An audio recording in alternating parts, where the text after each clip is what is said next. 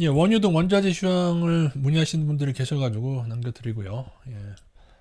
일단 국채 먼저 보시겠습니다. 이것도 선물 시장에 있는 건데 원자재는 아니지만 국채가 지금 30년물 하락 중으로 보이고 있죠. 제가 볼 때 30년물과 10년물은 하락 차트 신호를 좀 내고 있습니다. 10년물도 아랫단을 깼죠.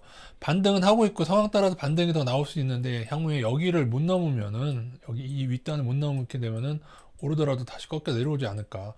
그리고 바이든 시대에 엄청난 부양은 어떻게 보면은 저는 근데 장기적으로는 어쩔 수가 없을 것 같아요. 왜냐면 미국이 빚쟁이 국가에다가 이자만도 감당 못할 것이고 그다음에 이렇게 또 양쪽 하나 많이 하고 게다가 무역 적자 계속되고 방법이 없을 것 같은데 그러나 그럼에도 불구하고 중간중간에 왜곡은 만들어낼 수가 있겠죠. 이렇게 단기적으로. 그런데 제가 볼 때 10년물과 30년물은 계속 하방 압력을 받을 것 같고요. 5년물은 보시다시피 뭐 아랫단이 깨지진 않았죠. 3년물도 마찬가지고요.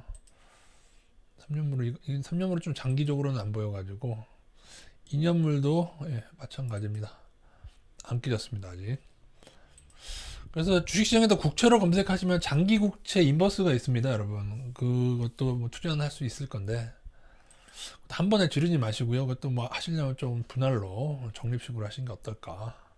물론 다른 한편으로 그 생각도 있죠. 만약에 국채 가격이 뚝 떨어지면은 이제 달러의 위상에 문제가 생기기 때문에 또 돈 찍어서 그거를 또 연준해서 국채를 또 매입을 할까. 그렇게 되면 악순환의 방법이죠. 장기적으로 달러는 문제가 생길 수밖에 없다. 그렇게 되면.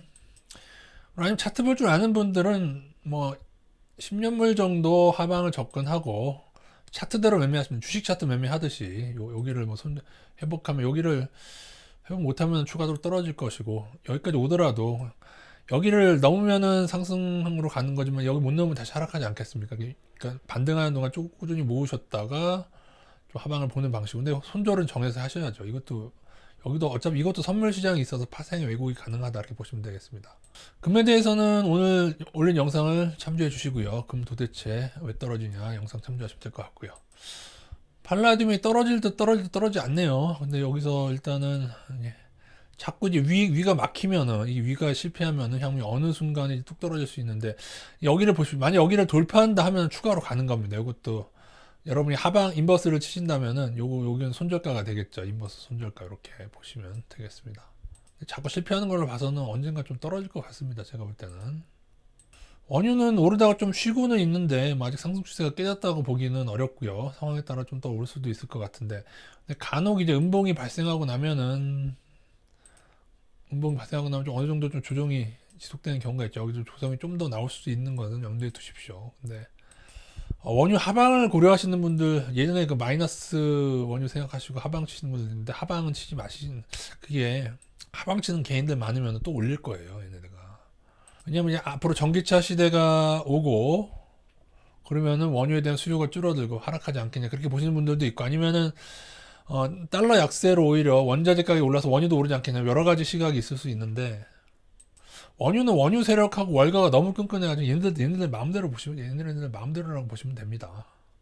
저희가 제가 분명히 50불까지도 오를 수 있고 더 오를 수 있지만 어차피 기간 대비해서 늘어지게 되면은 이상승이 급하게 올라서 그대로 수익이 가져가지만은 여기서 이렇게 한 8개월 9개월 늘어지는 이상승이 그대로 반영이 안 돼서 콘된 것 때문에 그래서 저희가 뭐 굳이 아니면은 여기 넘었을 때는 한 요 정도는 들어가 볼 수 있었겠네요. 그죠? 고점 돌파했을 때 말이죠. 무조건 좀 장투는 좋지 않다. 그 정도 아시고 조정이 오고 어쩌고 꾸물거리면은 나중에 이제 살짝 7, 80% 오른다고 해도 기간이 늘어지면 별 이득은 없습니다. 콘된 거 때문에요. 천연가스는 한번 오버슈팅 하더니 힘을 못 쓰네요. 지금도 낮은 가격이긴 한데 이것도 콘덴거가 너무 심해가지고요. 역사적 저점에서는 한번 투자하고 먹고 나오는 것이죠. 그래서 저희가 두 번 먹었던가요? 한 번 먹었던가요? 이거는 먹었던 것 같고 여기서도 일부 먹었던가요? 11월 안 먹었나? 천연가스도 따뜻한 겨울에는 이렇게 좀 힘을 못 쓰는 경향이 있다. 그렇게 알고 계시면 되겠습니다. 아직 뭐 차트 분석하기가 좀 애매한데요. 지금 여기서 제가 뭐 뭐라고 드릴 말씀이 없을 것 같습니다. 가격이 싸다고 장기 투자하자고 하자니 콘덴거가 문제고 아니면은 뭐 적립식 매수 정도 가능하겠죠. 적립식 매달 조금씩. 우리가 콘덴걸 줄일 수가 있으니까요. 농산물은 드디어 윗꼬리를 막고 하락하네요. 저희가 이상승까지는 먹었고, 그죠? 이상승 못 먹었습니다. 예. 어차피 이제 트럼프 선거 전까지만 먹으려고 들어왔던 거라. 근데 더 올랐네요.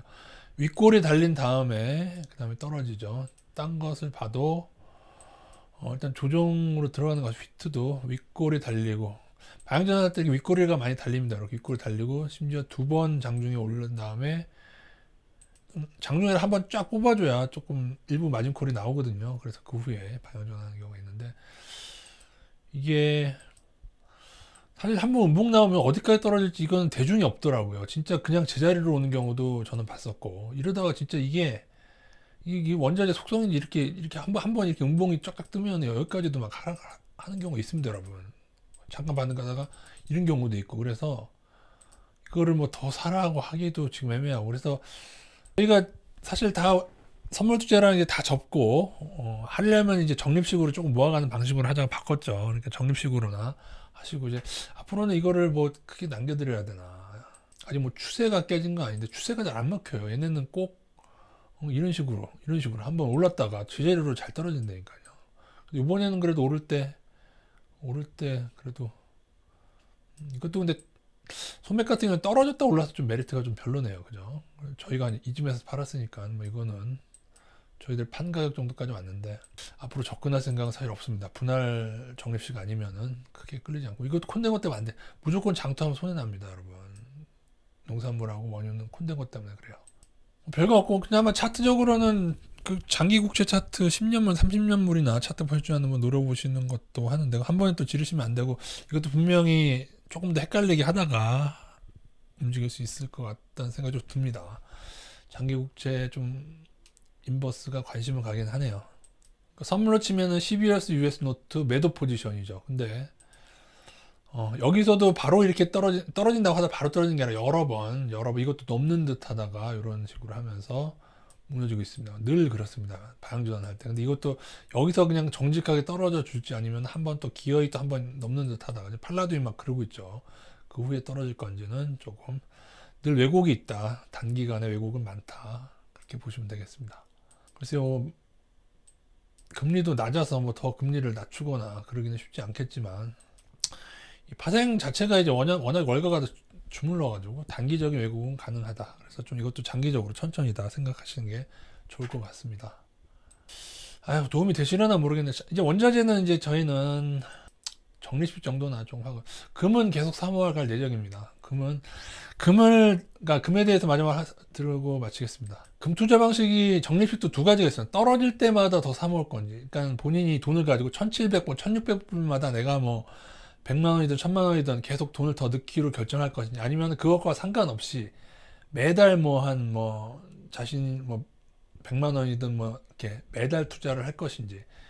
그것도 두 가지 방법 어느 게 나을지 모르겠네요. 그건 매달 투자하면 오르던 내리던 계속 모아가는 것이고요.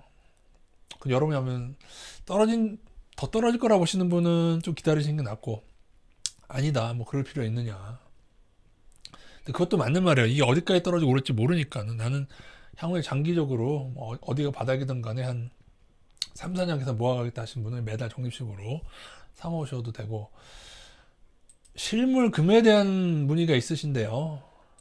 실물금의 단점은 일단은 보관도 좀 그렇고 매수할 때랑 매도할 때랑 조금 차이가 나겠죠, 여러분. 그죠? 금고를 해서 살 때랑 팔 때랑 조금 차이가 날 수가 있고 제가 뭐 수수료나 그런 거 얼마인지 잘 모르겠습니다만 또 하나는 분할 매수가 안 되죠. 금 한 덩이를 사야 되기 때문에 분할 매수가 안 되고 또 잘못 사는 경우에 또 문제가 될 수도 있고 그래서 분할 매수 하려면 ETF로 매달 조금씩 사는 방법이 있고 아니면 선물도 콘덴거랑 보면서 하시는 방법이 있는데 금속은 콘덴거가 크진 않아서 그냥 ETF나 선물 투자도 아주 나쁘진 않습니다. 뭐 ETF는 선물보다는 조금 떨어집니다. 반영률이 떨어지긴 하는데 근데 본인이 아주 여유가 있고 그냥 근데 때로 어떤 분들 예전에 그 파버가 얘기한 거는 선물 시장의 붕괴까지도 막 얘기하는 분들도 있거든요. 막 금이나 달러가 막 너무 근데 그렇게 되기 쉽지 않을 것 같긴 한데요. 제가 볼 때. 그래서 하이퍼 인플레 수준이 된다면은 그때는 금 한 덩이 가지고 있는 게 엄청난 큰 자산이 되겠죠. 각자 판단하셔서 본인의 여유대로 하시는데 실물금도 분명히 단점은 있다. 그렇게 보시면 되겠습니다. 이상입니다.